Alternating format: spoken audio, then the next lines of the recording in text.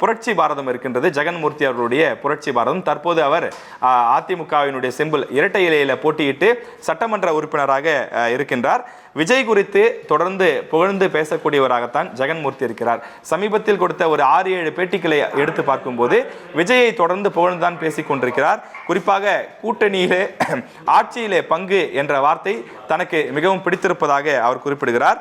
அதாவது அவருக்கு அதிமுகவில் கொடுக்கப்படக்கூடிய சீட்டு என்பது ஒரு சீட்டு தான் கொடுத்திருக்கின்றார்கள்.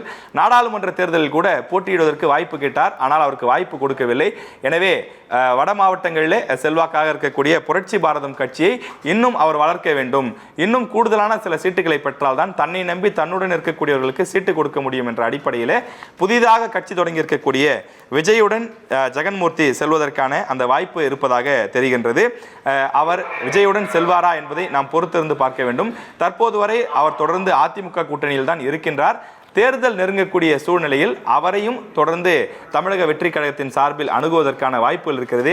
எனவே இந்த 7 கட்சிகள் இன்னும் கூட்டணியை வெளிப்படையாக உறுதிப்படுத்தாமல் இருக்கிறார்கள். எனவே இவர்கள் தமிழக வெற்றி கழகத்தின் பக்கம் செல்வதற்கான வாய்ப்பு இருக்கிறது என்பதுதான் கலாய்வின் மூலமாக, அவர்களுடைய வார்த்தைகளின் மூலமாக, பேட்டிகளின் மூலமாக நாம் தெரிந்து கொள்ளக்கூடிய செய்தியாக இருக்கிறது.